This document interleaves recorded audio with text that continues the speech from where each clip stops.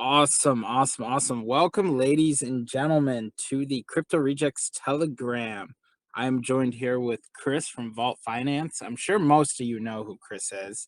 Uh, when we speak on a lot of long-term value, Chris is always brought up because of some of these great things he's got built and being built in the background that he has been so gracious to share and allow this partnership to take place. Um, One thing I do want to mention, we just started recording. We've been in here for about 5-10 minutes, maybe. We were just speaking on Franklin, the pigeon. Do you want to jump up here, Chris, and give us a little bit of an update and timeline of when you'll have um, that Franklin book out? Yeah, so right now they're aiming for mid and again I'm not the one heading it up. It's actually one of our investors that his wife writes children's stories, and they get them published and things like that. They came to me a little bit after we had the idea of doing the NFT Franklin, and they were wondering, hey, do you want, we want to do this story. Are you okay with it? Do you want any royalties from it? Things like that. And I told them, no, no, no, no, no. Like, just, if you guys want to tell the story, I'm absolutely fine with that. I'll help any which way I can. I'd like, if there's any way that you guys can give some kind of a component to it to donate or something for rescue, make it about giving, then I'm all for it. And so they agreed to that, and so it's been mostly them. I say we're working together, but really they've been doing all the work on it and everything. I've just been providing some pictures and providing the story, and some of the things, some feedback, things like that. But also here with it coming up with the Kickstarter for them doing the little fundraiser, the GoFundMe fundraiser for the publishing of it. My job in that little scenario is to just get the word out that that's what's going on, and that they're going to do a little Kickstarter and get that launched, so that people can have that story. They've shown it to me, and it's great. It's perfect. It's perfect for a little one.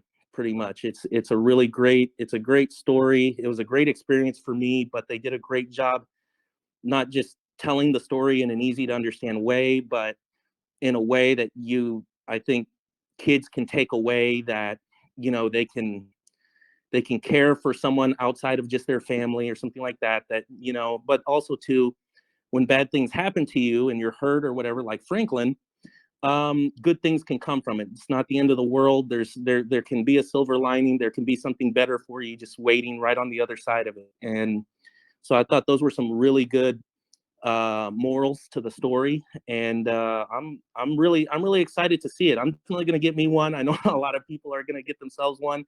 I think they're going to send me a couple of the first cuts of the book. um I'm going to put a signature in some of them. We're going to have Franklin walk across paint. He's going to put his signature in some of them, and go with that.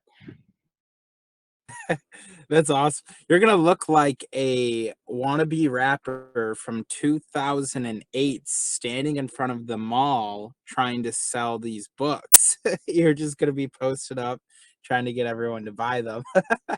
But so that's awesome. And I do like that your main focus was not to collect royalty. It's more so to use it for a better cause, use it for a bigger purpose, kind of let everything they're going to talk about in the book, I assume. And what you're presenting now is like when someone's down, when someone's hurt, you need to be able to take care of something or someone else besides yourself.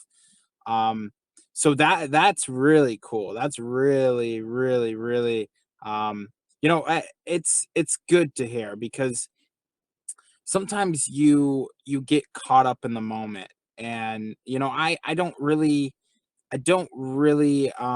love birds, but the Franklin, the pigeon, has definitely caught my eye. I've worked with all kinds of exotic animals.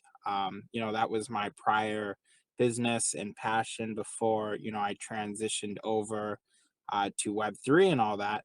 But I was just, birds scared me. They scared me. And it was always those big parrots because they were so smart. They were so smart, and it bothered me how smart they were. But the Franklin the pigeon, that I mean, that's definitely something that has really caught my eye, and I think it's gonna do big numbers. Is there like a long-term plan to potentially start your own Franklin the pigeon reservation? Reserve. That's the word. Yes, reserve. Probably not. That's a little bit bigger scope than what I can put my hands on. That's beyond my scope to be able to do that. Taking care of Franklin is tough enough. He's a crazy kind of guy. But anything I can do to support those that do those kinds of things, that have those kinds of setups, that's pretty much what we're doing. It's a little tough because, like, even with the ones we're working with now, they have a nonprofit. They stay busy. They don't have a huge amount of people working there, but they're taking care of all of these birds. And but they're not exactly business people. They incorporated themselves, set it up as a nonprofit, did all of that, but they're bird people. So I have to.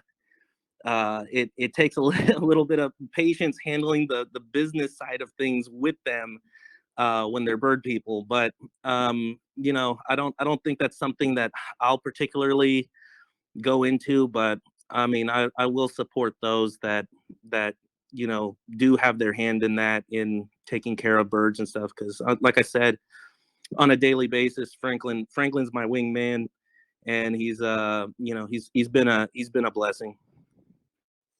That's awesome. That's good. It's eye opening. It's very eye opening to just your the story and example of, you know, you just wanted to do the right thing. There was no reason, you know, for you to ever want to keep him and take him as a pet. And you know, look how that turned out. You know, it's just crazy how the domino effect, you know, plays in on a lot of things in our life. um Many years ago, when I did hear about crypto, I hated it. I would cringe when I heard about crypto, and now um I believe everything that everyone else believes. I do believe crypto is something that is going to be extremely valuable and important into the future, and seeing how currency evolves.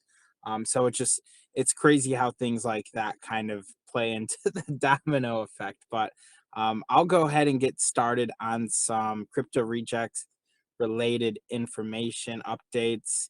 And then, you know, we can kind of tag team some things along the way, Chris. Assuming there's nothing else about Franklin you want to, you know, share before we move forward. I think that's pretty much it. I can hear him. I shut myself in a room because he gets real excited when I start talking on AMAs or talking on calls. So he's outside.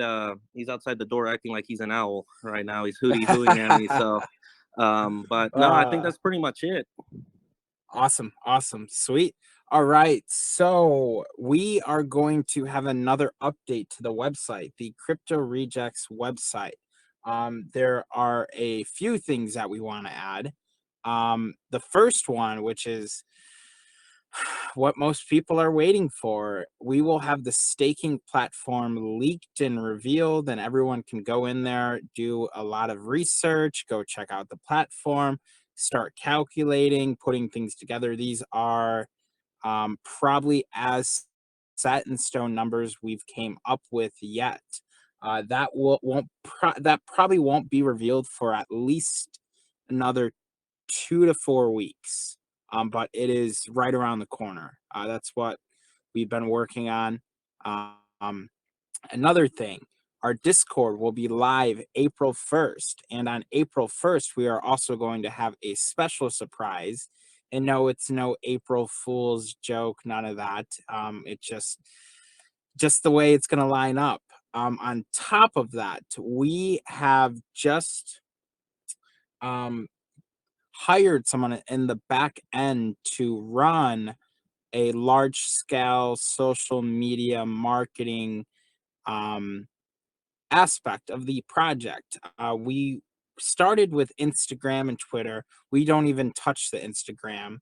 We're about to start taking a more serious look at YouTube, TikTok. We essentially want to be as active as we can and touch as many throw as many darts as we can before we hit a bullseye. We believe that it doesn't take too much to really get that out there. And believe it or not, some people might only use one or the other. Of course, there's going to be Facebook on there. There is a few other small media platforms that we might try to also make a bigger splash on there. Um, that is just kind of the direction we're going for. We just want to continue to boost in all the corners we have around us. And of course, we wanted to reveal some of that staking stuff. And we don't, we feel like we've done enough word to mouth marketing for it that a lot of people just want to see it now. They just want to see like in depth, like how the platform's going to look, how the staking cycle is going to be. The last AMA, we did speak on owning 30 NFTs or more. You were given a 0.25% bonus if you own 30 or more NFTs. And that is just kind of a little bit more icing and cherry and good sweetness on top for those who bought 75 for the Pulse VIP. And now leading into Pulse VIP, I'm going to call Chris up here and let him speak on how that is looking and, where we're at with that. Yeah, so with Pulse, as you guys know, there'd been some setbacks that occurred, some dev issues, things like that. Some had oh, I don't know, we'll call it weak spines, but either way, we had a little bit of tax come from that. I had to deal with that in a variety of ways. Pretty much that all's gone away. We've got a new team setup. I will say that they're mature, they know what they're doing, and they come with the stamp of approval. So that's looking good. I've pretty much made it my own personal priority to make sure that Pulse comes to launch. So, versus me spending, I guess as CEO, I spend my day making sure that we're staying focused on the right things, that the right things are getting done, and the rest of the teams, handling those things. And also, I'm doing AMAs and trying to connect our company to grow. Pounding the streets is what I call it. I've made it my personal priority to now I am the guy standing over everyone's shoulders and micromanaging the Pulse side of the project. So with that being said, I'm a doer, so it's gonna happen. So pretty much we're making things happen. We've got the dev thing set up. We're making sure that the smart contracts are going to plug in with this bot system correctly. We don't want there to be any sort of issues there. The audit will be through Hackin. We have some security hackers that work through, they work with the US government. They pretty much are guys that the US government hires to hack the FBI network and to hack their different networks and see. It's not a matter if they can, they absolutely can hack anything, but it's to see where the biggest weaknesses are. That way they can defend against it. Now, of course, we don't have government systems or anything like that with Novation or Pulse or Volt Finance in general.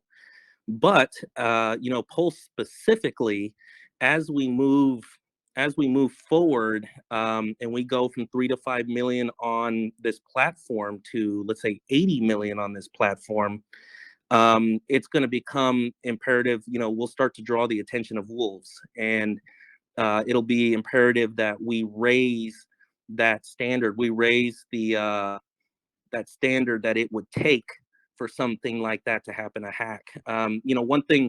One thing that I guess maybe the general public might not know is it's not, you can't make something completely 100% impervious to penetration. It can. It's just a matter at what level it would happen. I mean, even our government, who has the best minds working for them, and they have people constantly tracking and things like that, they can still get hacked by these guys, even the guys that we we have working with us. So the point is to raise that standard to where we close as many of the holes where people would normally try to get in, where people with a little creativity might try to get in, and that way it's just an ongoing. When you talk security, it's not a one and done. It's an ongoing fight to progressively know what types of things are out there, what types of ways people are trying to penetrate through different systems and networks, and then staying ahead. So, you're kind of playing offense and defense when it comes to security like that. And that's something that I realize now, knowing the scope of what this piece of this platform is going to be. It's something that we want to have foundationally put in now, and not wait until one day in the future to do that. So we've got that, as well as the hack-in audit. And then it looks like we're still going to maintain 0.5 to 2.5% daily compounded income. I'm still not going to tell you guys a specific date that we're going to launch it, because again, I took some flack over that and over the delays. I don't anticipate we're going to have any further delays, but I still won't give a date. But I will say, expect it sooner than later. So I'll just leave it at that. Tomorrow? Well, I won't say tomorrow, but I will say that I think people are going to be pleasantly surprised how soon it is. So, and I think you'll see us right before it happens, probably a day or two before it happens. I think you'll see us gear up as a company. If you're somebody who's kind of watching Vault Finance on Twitter and in our community and stuff, I think a day or two before, you're gonna see the change. You're gonna see the us gear up for it. You're gonna know it's coming. But and we'll let people know. We're not going to tell people, hey, it's open right now, go ahead and go in. We'll give people some notice. So don't worry. It's not like you're going to get left behind or anything. So that's where we're at on that. I'm trying to think if there's anything else to do with it. The different screenshots, things like that you see, it's easy to work with. It's intuitive. We've already have quite a bit of information on it as far as the white paper and different things. Insurance wise, we're kind of caught between two spots, because you have Shieldcoin, who does kind of like a DAO type of insurance setup. Pretty much its scope is more in the realm of, everybody puts money in the pot, somebody gets ripped off, money from that pot goes and makes them whole. Obviously, that's something that won't work for Pulse. So that's something that we're, going to have to work with them to do. At the same time, though, through some connections, we're working with Lloyd's of London, which, if you don't know them, they are huge, and they are the source of many insurance things. They've got many affiliates and things like that. So, and we're dealing directly with the source, and they call it their paper. We're dealing directly with them in their paper. So that is a big opportunity for us as well. I think there's nowhere in the crypto space that has insurance like how they do. So it would be a very big win for us to do that. And as you guys know, if you've dealt with insurance before, you'll know that, the insurance game is all about sizing up risk and how much money they can make off of it. If they can collect premiums and never have to pay out because, blank thing happened, then they win. So they're not in the business. They're in the business of categorically and just figuring out, actually what a risk is to them, and then deciding whether that is going to make them money or not. And they've decided that we are not risky to the point to where they can't do business with us. So, they do business with multi-million, billion-dollar organizations, and they see that although we are small, we still have standards in place that other crypto companies don't.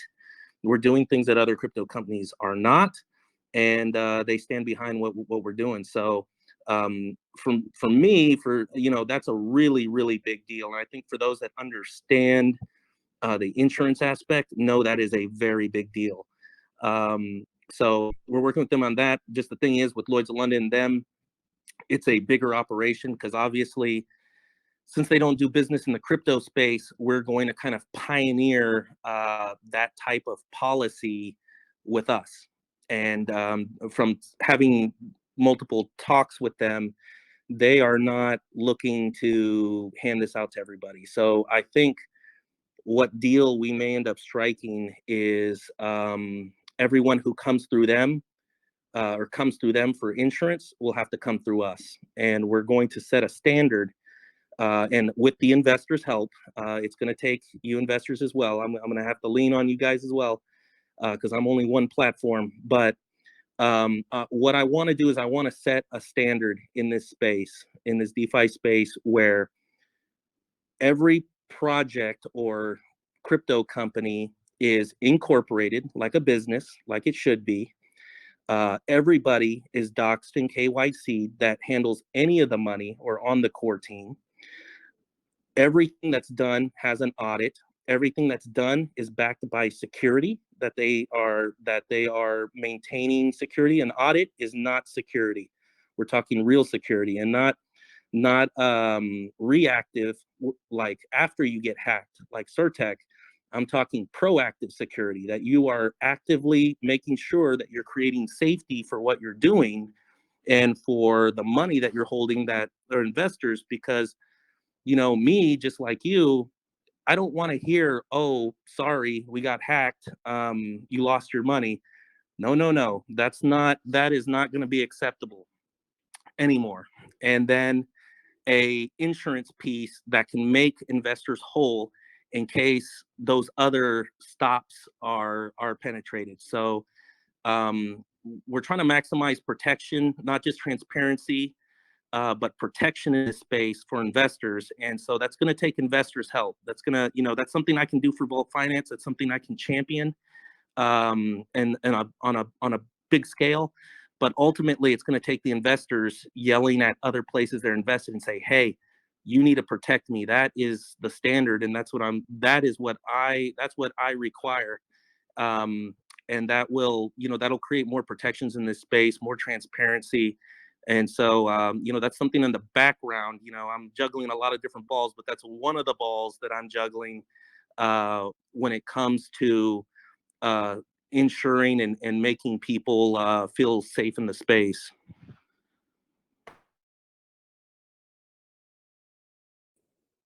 Wow. um that's a lot of good stuff. I do appreciate the thought process behind just trying to protect everyone. Um it's very easy to not protect yourself or protect anyone else, and honestly, that's good. That's very good. Does anyone have questions? I mean, Chris was just tearing it up right now. So if you have a question, please come up here and ask him.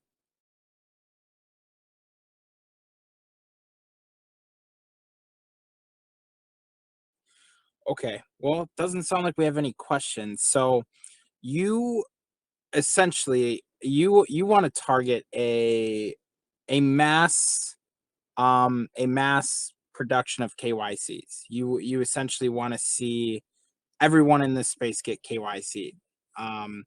And in doing so, you are hoping that we see more um, outside businesses and projects that aren't necessarily crypto related feel more comfortable and in good faith to do business with large platforms and great things coming like Pulse. Yeah, well, I mean, when it comes down to it, right now, crypto is a small percentage of people in the world at this moment. And when governments get involved, they're going to expand that. They're going to expand digital currency. It's coming. If you don't believe it's coming, you're fooling yourself. They're already posturing for it. They're already manipulating Bitcoin for it so that they can get entry points and stuff. So believe me, it's happening. Um, Believe it or not, it's coming. With that is going to come the opportunity for institutional people. We're talking stock money, hedge funds, these big funds of money that these guys are, or these teams are managing huge money, kind of like Pulse, you could say, but on a massive scale. Um, they want to get involved with crypto, but there's limiting things to that. There's accessibility. Guess what? If you send something to the wrong wallet or you use the wrong address, guess what? Funds are lost in forever land. So that's a problem. There needs to be ease of use in that. There's a lack of laws and regulation. There's not protection. Now, when these guys handle multi-millions and millions of dollars, they have a fiduciary duty to their people, just like I do. And when they mismanage that money, or they do something that's not in the best interest of the investor, or do something that's not safe, they go to jail, just like I would. So they're not going to put themselves in a position of risk without certain protections in place. And the issue with crypto right now is that those protections are not there. There's not a backing to back protection for them. They've got no way to operate. And then if a rug pull happens or something bad happens, they have to go back to these people, and they're in hot water. So without those types of protections, we won't see that huge money come in. With and that, those protections are law, insurance, different types of accountability, all of those types of things that play into it. Think stocks, for example. You know what I mean? And the reporting and the regulation and all of that. None of that is there in this space. So there's no way we're going to see that kind of money come flowing in.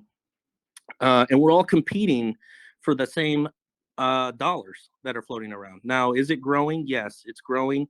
The space is growing, but it's going to grow exponentially when those things happen. So what my priority is for this company is posturing ourselves for two main things that we're trying to accomplish. One, we want to be innovative, so what we come out with has to make a difference, and plowing a new road is not easy. And so, I ask for a little grace on that, because the things that we do are not easy. They're not. We may make it look easy, minus some setbacks here and there, but they are absolutely not easy, and they take a lot of thought. They take a lot of work, and everybody puts in overtime, blood, sweat, and tears to get it done. And that's top to bottom. So um, innovation that comes in the form of our exchange, our cross chain, Pulse, Sifter, things that we haven't even talked to people about yet, that are going on in the background. These different things all are products that have to make money. They're all innovative.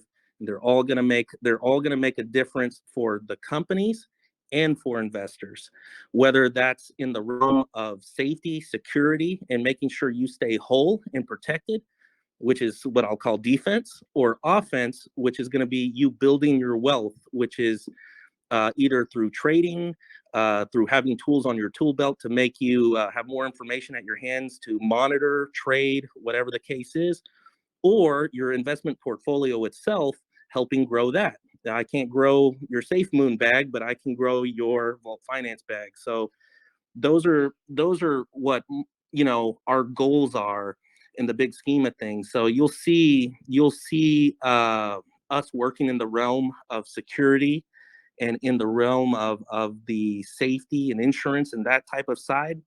And you'll see us working in the side of the professionalism, the utilities, and the innovation that we're trying to bring to this space to make a difference. And with us right now, it's so early that with us doing these things, there is a lot to be had. Those are highways that are wide open that nobody is driving in right now, and it's because that's where innovation has to come from. It's not to say that others won't come into that space, but we want to be known for some of these things that we're doing. So the Celis Exchange, we want to be known for that. Things like Pulse and Sifter, we want to be known for that. Insurance, accountability, transparency, safety, all of those things, we want to be known for that. So, those are all things that we're trying to champion in this space. KYC is just a piece of it. And the thing is I'm a firm believer in that if you're an investor, you don't need a KYC. What you do with your money, that's your own private business. Unless you are doing something illegal and it's going to come back on Vault Finance, I don't think you need a KYC. I don't think it's appropriate. I think you can do whatever you want with your money, and you can even spend it however you want. And I will not bat an eye. And we're even going to make it easy for you to do that by having these non-KYC debit cards. But if you are on the other side of the equation, you are handling people's money, you're operating as a business, or you're using money that is not your money, or operating with money that is not your money, then you have a duty to the people whose money it is. And that does not make you private anymore. That makes you operating as a business. You're doing business. And those people are not allowed to hide in the dark. And they shouldn't be allowed to hide behind fake cartoon photos with fake names or anything like that.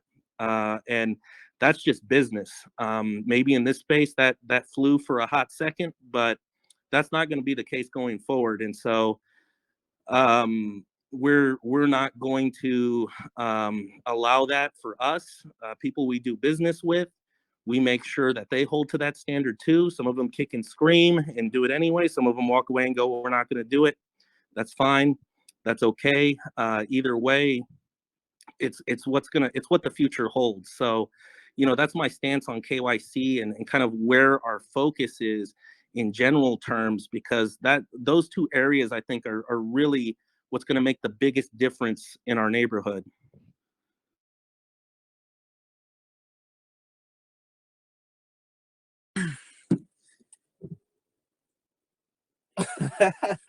Chris, I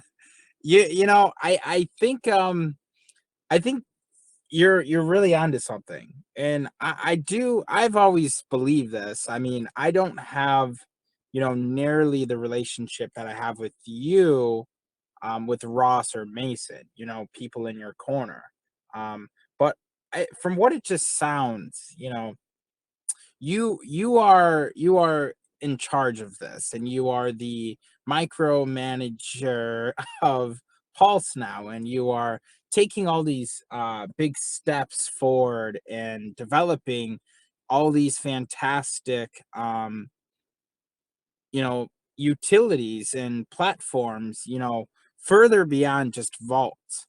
And I do want to know what is like the driving point of, searching for the next thing. Like right now you are speaking on how you essentially want people to look back on this day and say, okay, because of Vault Finance, Chris, directly has essentially led, people that we do business with in a new direction.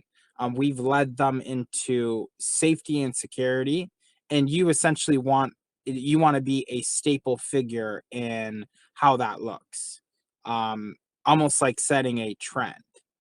Where does that motivation, like, come from to even though it's easy to essentially avoid that and just not have it like that, because essentially you are able to do whatever you want and it's easy. It's not very hard to get KYC, and it's not very hard to do things correctly and honestly, but to set that range of motion, like where does this, inspiration come from? Does it come from because you want to see crypto really take these next step and you just want to be in the future before the future comes? Well, I mean, I guess there's multiple layers to that, but in business, I've always started things from scratch. And when you come to market, I've been a firm believer that you need not show up empty-handed, and you need to make a difference. And when it comes down to it, in one sentence, we're here to make money. That's the whole reason why we're here. I think it's nice that we get to make friends at the same time. We get to do philanthropy at the same time. But really, the base reason why you get up and you get into this space is because you want to be in the know so that you can make moves and make money moves. And there's things that hinder that. There's lack in education. This space is changing constantly on top of that. So even if you are educated, you have to continue to educate yourself.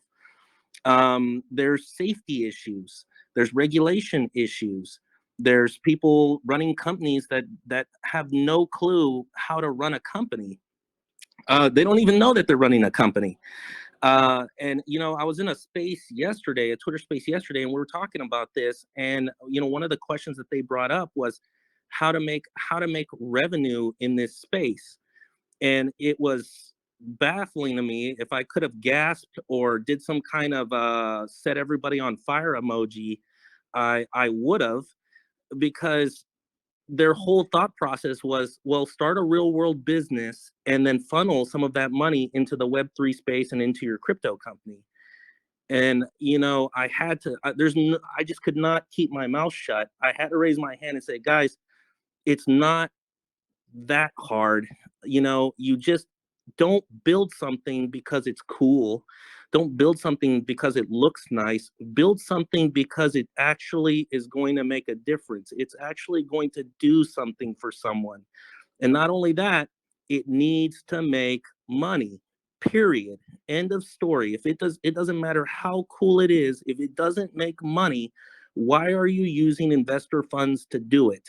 Unless you're a philanthropy token or something like that. Obviously exclusions apply, but some of it everything you do as a business, the whole point is to make money. And the investors, I need investors to realize that.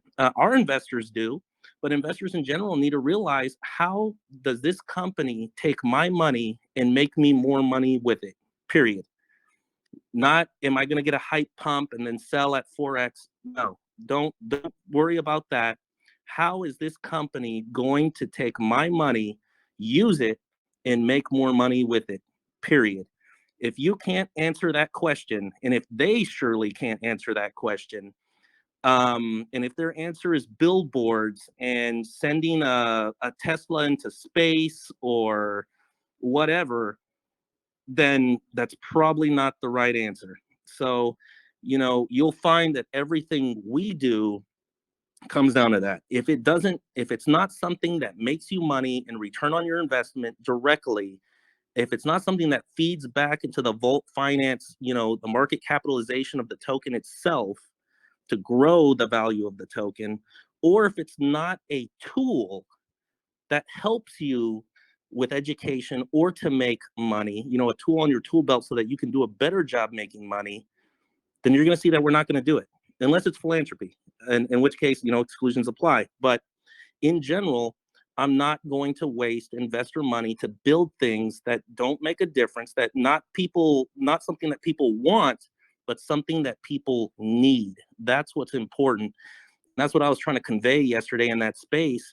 And it's just baffling to me how people just don't, I don't know, people don't understand that. But that's something we understand, and we can only control what we do with our company. And so our company is about creating products that help you make money, or give you the resources so you can make money. We turn around, we take those proceeds and that revenue, We pay our bills, the profit, buy back and burn. So it comes down to adoptability. And what's the best way of adoption? Well, if it's something you need and not something you can live without, guess what? It's getting adopted.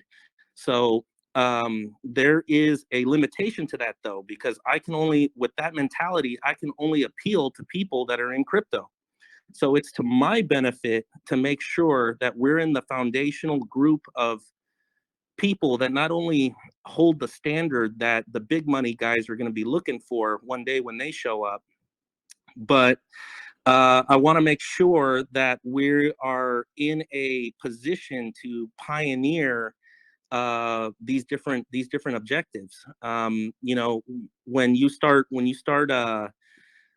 start seeing this space grow and it goes from, let's say, 5% to 50% of people in the world now use digital currency, uh, we want to be in the position to be a source, not something that plugs into a source. We want to be the source.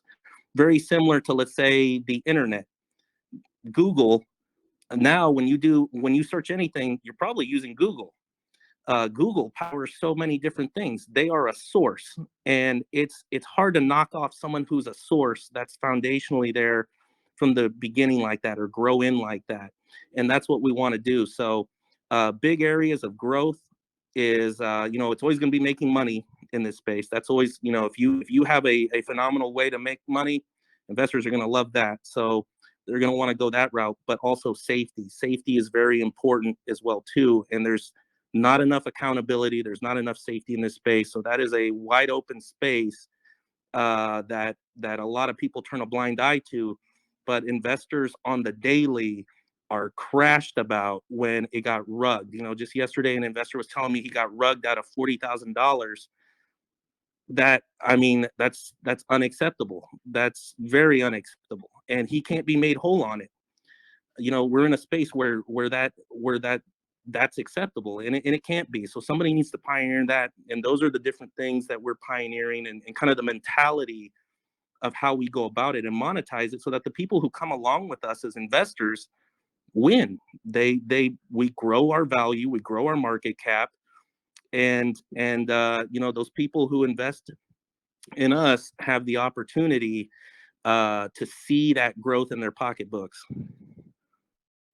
Yes, absolutely. So there's a few things just listening that I want to address. So first thing, I laughed pretty hard about the sending the Tesla into space. I've heard, I've been a part of communities that have done stupid stuff like that. So it just makes me laugh because it gets hyped up. So I swear, if you've never like heard or been a part of a project that's talked or tried to do something that's stupid, or if you currently are, pull the plug on it.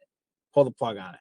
This is something that they're essentially just using the money that you gave them to try to catch some fire, catch some fire for their project, make some money, whatever. Yeah, that's extremely that's funny that you said that. It almost makes me want to like ask, have you been a part of a project that tried to do something like that?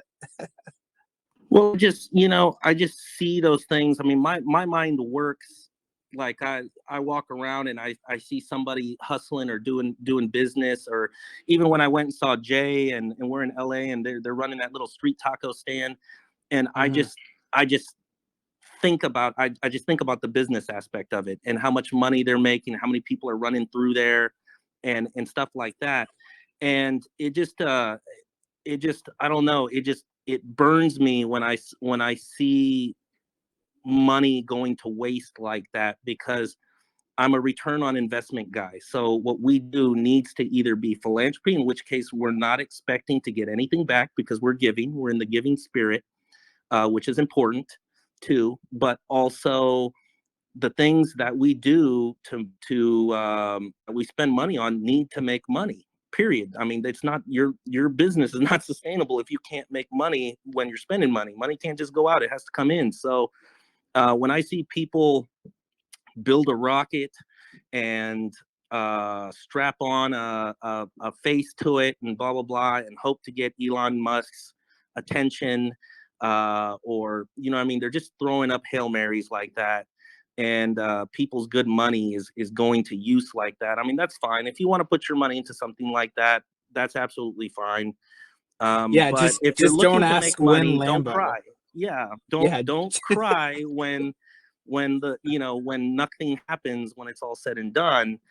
But these are some of the educational type of things that I think need a change in this space, and we've already knocked a couple of those around. People are like, well, you don't launch on pink sales, the end of the world. No, we didn't. We did well. Well, how dare you not be on Pancake Swap? That's the end of the world for you. You're dead. Nope, no, we're not. So, we're already trying some of these things that have been accepted as just truths. We're showing are not necessarily truths, and we're going to continue to do that because, like I said, we're innovating. So, hopefully, it's always humbling when the investors can see my vision for that, and they can see where we're coming from and where we're trying to go, because they'll be very bullish when they can see those things. But I just those are just the things that we want to do, and it kills me to see there's only so much money in this neighborhood right now, and a little bit more siphons in, but a little bit goes out too. We see turnover. We see people not here that were here 6 months ago. And we see some new faces in this neighborhood specifically, or I do. I spend a time everywhere, all over the place in this neighborhood, so I see new faces.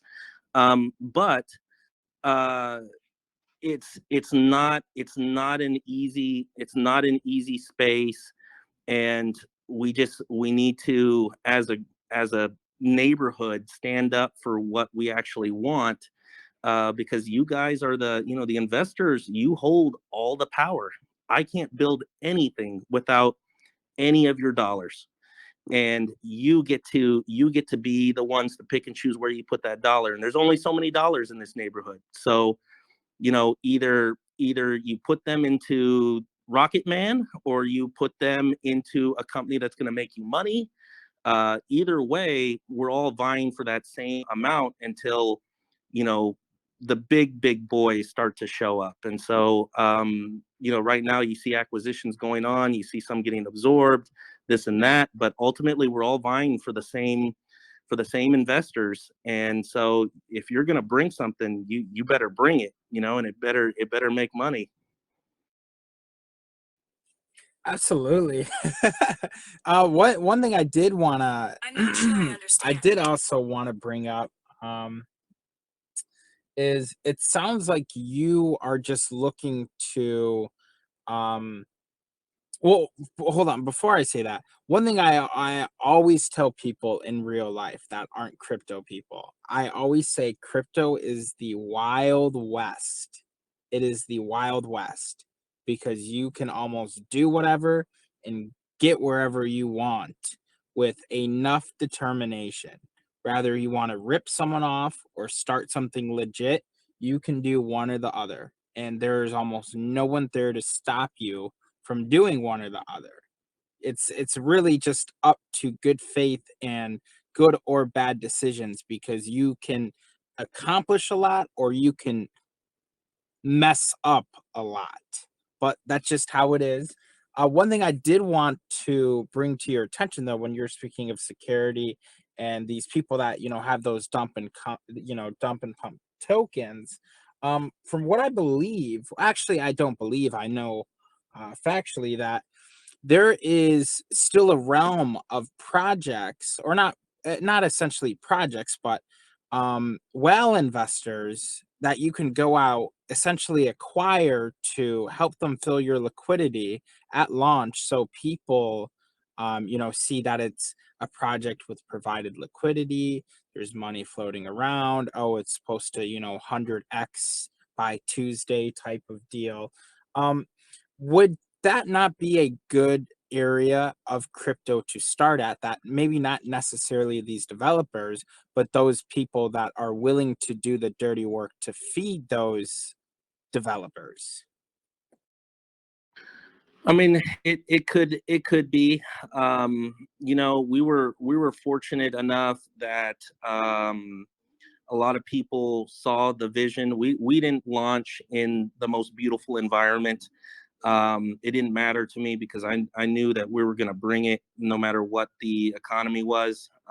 But we were fortunate to raise a lot of funds and then to be smart with them in the things we created and to start putting together the building blocks. I realize right now a lot of projects are having to tone that down. You know, with us raising a lot, we wanted to put a significant amount into liquidity, and we did. We have a pretty stout liquidity pool compared to our market cap, which is beautiful. And that's good for the investors. And when we start pumping, you see that dollar amount go up. So you're going to really see that thing move up as we grow. But some of them don't exactly have that opportunity. They have X amount of dollars they need to build what they want to build. They're not able to raise a ton of money, and so one or two things have to give. You know, there's only so much money so that they raise. So it's like, well, I either go skimpy on my liquidity and cross my fingers and hope for the best, or I go skimpy on what the development funds. And that's a tough situation. That's something you need to be looking for if you're an investor, by the way. What exactly is going on with that? And did you actually put in the amount you said you're going to put in? Because right now there's a lot of tokens that are struggling and they're looking to be acquired. These companies are looking to be acquired, but we can only acquire them for 8, 10, 30%, 30 cents on every dollar. And that's because they are so diluted compared to us. And and investors don't like that, but the thing is that it's that or what you have is going to be worth zero. So there's a lot of opportunities out there, but the liquidity is real important. And one of the things that I wanted that as I saw that develop, that's why I saw it was an important thing for us to have Pulse be able to work with crypto companies, because now you can work into your tokenomics a piece of what you raise to grow that. And that way, although you might not be starting where you might have wanted to start like this time last year with a certain amount of funds, at least you have a mechanism in place that you can grow those funds in a sustainable type of manner and be able to move forward as a company. And that's the whole reason for Pulse on a business to business level, to be able to do that. So there's some that are in great position right now, they're thriving right now, and we're going to see them thrive more. You see some right now that are surviving, that are going to be on Pulse, and it's going to help them survive better, maybe thrive. And then you see one that is completely dead. Reward Miner had that hack, or that issue come up that drained their liquidity, and so we're going to see a resurrection. And and there's a reason why we included Reward Miner, not just because we carry some of the same investors as them, but and I want to see those investors be made whole. But it's going to be a testament of what type of impact Pulse can make, that we can resurrect projects. And again, not all projects should be resurrected. I'm definitely not saying that, but there is the ability for us to be able to assist in that when certain things happen. And again, we'll be able to pioneer that, to be able to help ones that are struggling or that have a major catastrophic event happen like that, help them be able to regain their traction, and that starts with the liquidity and their accounts. So all of those play into it. And so I mean, I think we're at a point where developers need to start making sure that they're putting together complete teams of people that encompass business, finance, development, marketing, that whole shebang, into their core teams, and then being very, very thoughtful in how they come to market and their first step soon as they come to market. Absolutely. That's a very good point. I will say that I am guilty of I am guilty of maybe missing a piece or two, and I look back, not missing anything significant, but just looking back at, oh, it would be nice to have, someone that was better at web design, because I do remember our first website was just god awful, and now, we have a new revamped website that looks significantly better and will do and provide a lot more. But you're right. I look back and I go, I could have given it another week or two, or just one extra person to really, help check these things off. And that's not the situation anymore. That, I'm very confident in the people around me and the projects and partners around me. But it's more so, you don't want to start off on the wrong foot at all. And I do believe what you are saying to be completely true. And I think people will start to look harder at that. Um, Another thing though is the Pulse platform.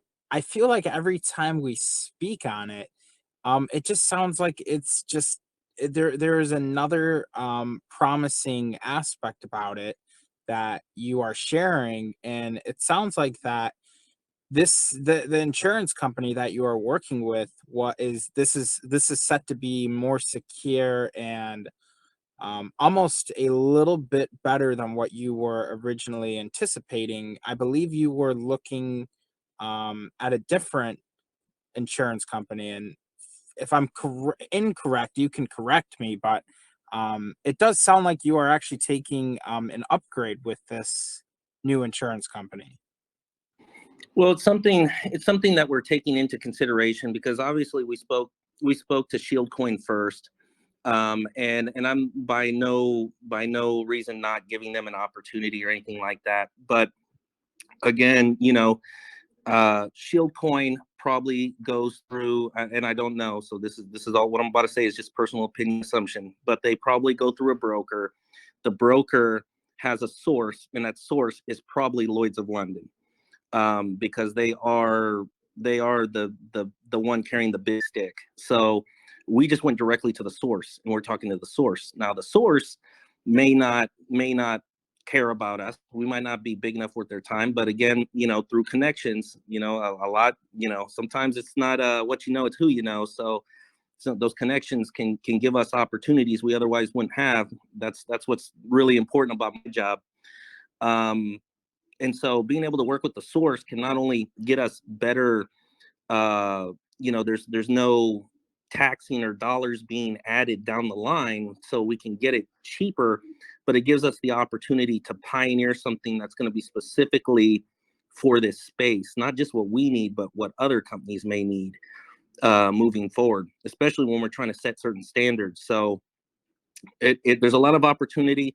Again, those things take time because it's going to be a brand new policy, never before seen the light of day, specifically made for crypto. Nobody in crypto has this or this type of space. We will probably be the first ones. If we, again, if we get everything all sorted out with them, then it'll take a little bit of time to develop. May take us 6 months or so to get completely in line and set up with them. And there's a lot that goes into it. There's all sorts of tax deductions and benefits that come from what we're aligning with them for our company specifically, but for other companies as well. So there's a lot associated with it. But on the short term, Shieldcoin has the opportunity to flex and show. So if we do end up going with them on the short term, they have the potential of us staying with them or recommending them or whatever. There's a lot of open opportunities, but Lloyd's of London, they are very big. Anyone in the insurance business knows them. Awesome. So it sounds like I'm correct. It sounds like we are, yes, we hit a delay, but it sounds like we are getting a noticeable upgrade. It sounds like that being able to decrease some of those fees and interest that might come with certain things. Not only that, but do you know how much they would cover for a total loss? What I'm looking to do is to incorporate a $100 million policy, which is not baby money. We're looking to cover all of Vault Finance and anything associated Vault Finance and anything associated Pulse. And then in which case we will sublease that policy for specific businesses or individuals that want to be protected in certain ways under it. So we'll make ourselves We'll the need to middleman. speak so I can make sure Crypto Rejects is all good. Yeah. So that's kind of what end goal, what I want to see happen, and then I want to see adoption of that across the board for other crypto projects or crypto companies, that it become the standard that they need to protect their investors, and it's a no-brainer for the investor, because all you have to do is kick and scream and go, hey, why am I not protected? Why is it if something bad happens, I have to eat it? No, you get a policy, you protect me. That's your job. You have the duty to do that. You eat it. Why are we having to play the risk game, and then we use a third party audit? It's a and the third party audits don't even get me started on third party audits because I could have a whole hour long about how there's shortcomings and this and that and yada yada yada. But Like Token Sniffer? well, I mean, just Certec and some of these other ones, we get audits because it puts another set of eyes on it. But do you need to get a Certec or Hacken audit? Do those change your life? No.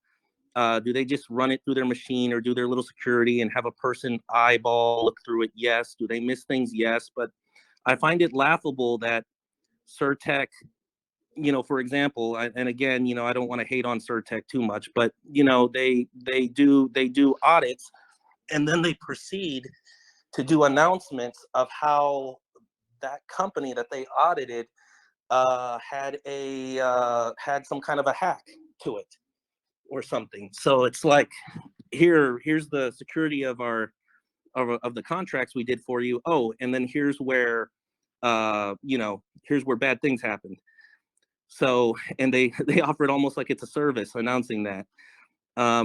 But ultimately we got to raise the standards all around. That's going to take all of us. So we're doing our part. $100 million policy is probably going to cost Vault Finance about $1 million a year, which is fine. That's welcome to life. But again, this is something that can be subleased. This is something that's going to create overall protections. There's a lot of opportunity that comes with that, and so those are all things that are going with ongoing discussions with them, making sure that we that it makes sense for us, makes sense for them, that we can carry that capital to them, year over year, that capital can create the tax deductions and things so that we can be lean and mean as a business on paper, and all of those type of things. I can't believe you just said it's going to cost you guys $1 million a year, and you said, "Oh well." that I guess that's the price of creating something good. That is undoubtedly the right decision to do, though. No matter what, unless it was just something that was absurd. But to have that much protection for the investors really shows transparency and shows that it's not always about the money. It really is just about protecting product and brand name behind it. Something that you were speaking on earlier on how all the great things that Vault is putting together, and how you don't want to be plugged into the source. You want to be the source. And it was reminding me about how a lot of these big clothing lines, they're all made by the same company that just own different brands around it. Nike and Reebok and Adidas and stuff, they're almost all owned by the same people, and they're just rebranded. And that is that's a very healthy, smart mindset to have with all that, because all they did was create the same thing and just put a different brand on it, or created something slightly different for that brand, and that is it. And it sounds like that you and your team have the right idea with all those things. And that always brings me to why I was I pushed so hard to have you involved with this, and to use my NFTs to get onto Pulse VIP, and to set up a staking platform, and having the rewards payout in Vault Finance, because I the little bit I knew about you and Vault Finance, it was just a no-brainer opportunity to have connections, but not just have connections, um pioneers, future pioneers in the space. And with the great mindset that you guys all have over there, just it makes me excited. And I know I've told countless people in my personal life, friends and family, that the Pulse VIP platform is going to be massive. It's going to be massive. I know for a fact I have people around me that spent that kind of money to get into Pulse VIP, because it is a no-brainer opportunity. Sometimes seeing is believing, but sometimes when you get a glimpse, you're too late. You're too late. But that is some awesome stuff. Do you have any other big significant things you want to share, or something you want to touch on that I just mentioned? Well, I mean, I'm quarterbacking Pulse. I think some in the community probably haven't seen me around as much, being as active, and it's mainly because there's a lot of behind the scenes things I'm doing. Um, I pretty much, normally as the team lead for our company, I have to watch the full scope of things happening. If you have a CEO that's tied up in development, or tied up in marketing, or tied up in one aspect, they're probably not focusing on the big picture of things. And that's really your job, is the big picture of things, and to be the liaison between different companies. So uh, that's usually my focus. But because Pulse is so important, and I need it to hit the vision that I have for it, and we had those delays, and I feel like it's rocked a little bit of the sentiment.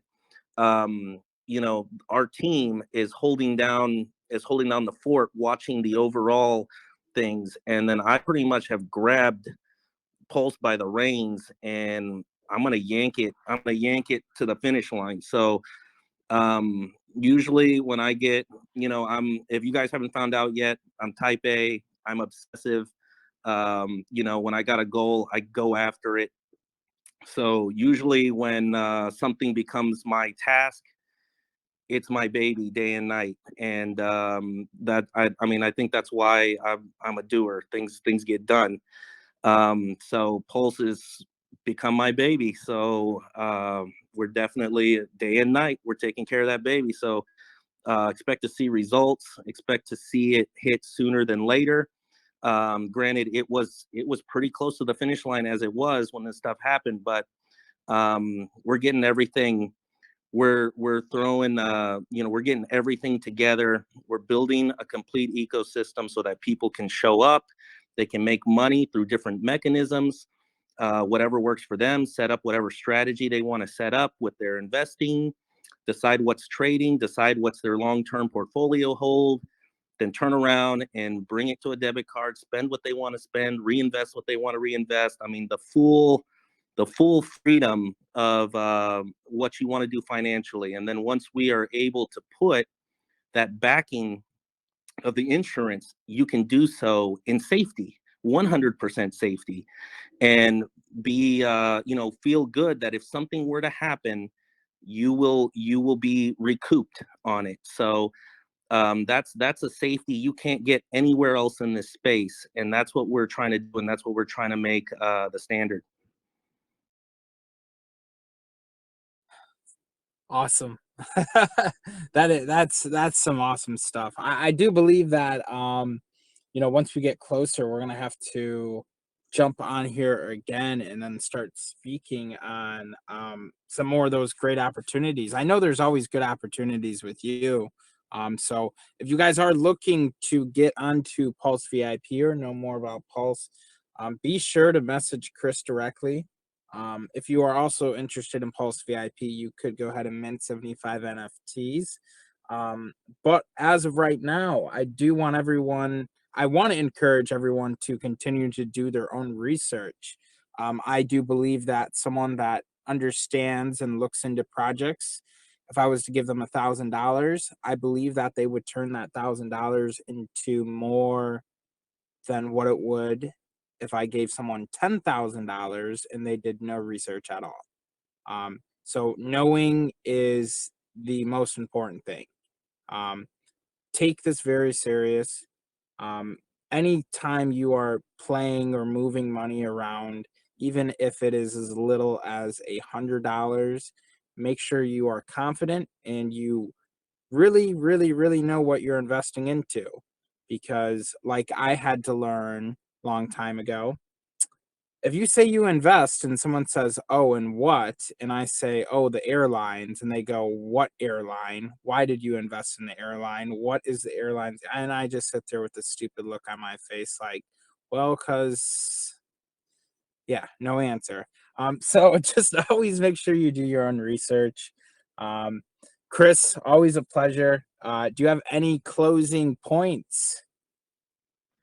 Uh, Not particularly. I just want to thank our investors that are standing by us in Vault Finance. Like I say a lot of times, I'm always very grateful and humbled by the individuals that have the gall to hang in there, that believe, and they see what we're doing, what we're saying, what we're trying to accomplish. They see the goals, they see the what we're looking to develop, and they stand behind that. So I always appreciate that. This last week had a huge outpouring of support, which I appreciate. I've taken the opportunity to write back every one of those people and let them know just how much I appreciate the support and the kind words. But regardless of what happens, regardless of what anyone says, nothing is going to stop this company, period. So we are always trying to be tactical in how we strategy, how we do everything. And just know that, whatever setbacks happen, whatever happens in the future, whatever we're building, whatever we're coming with, it's going to be a difference maker. And even with Pulse, those things are not easy. And believe me, when you take books and books and thousands of hours of information and experience, and you try to put that in a platform that somebody who doesn't even know what they're doing has the ability to participate in it, that is a huge undertaking. I mean, to understand that scope, and to know just how difficult something like that is, that's rough. I mean, that is very rough. And so, innovating something like that may be tough, but we're going to do it. That's one of the pillars of what we stand for, is our innovation. So expect Pulse to come, and I appreciate everyone's support. And have your strategies ready with how you want to incorporate Volt Finance and Pulse into your investment strategy. Awesome, Chris. I do appreciate that. And like I said, once you are a lot closer, or post launch, we need to get in here again and really start tearing down some of these questions, and start being able to just give people the straight answer. What that daily is looking like, and how great is staking going to be. So we can really touch on all the valuable points of Crypto Rejects as well. But again, it was awesome. I do want to follow up with you more though, to hear more about this insurance. So I will be reaching out to you directly soon. But awesome, everyone. Thank you for showing up. You have a great day, and we're out.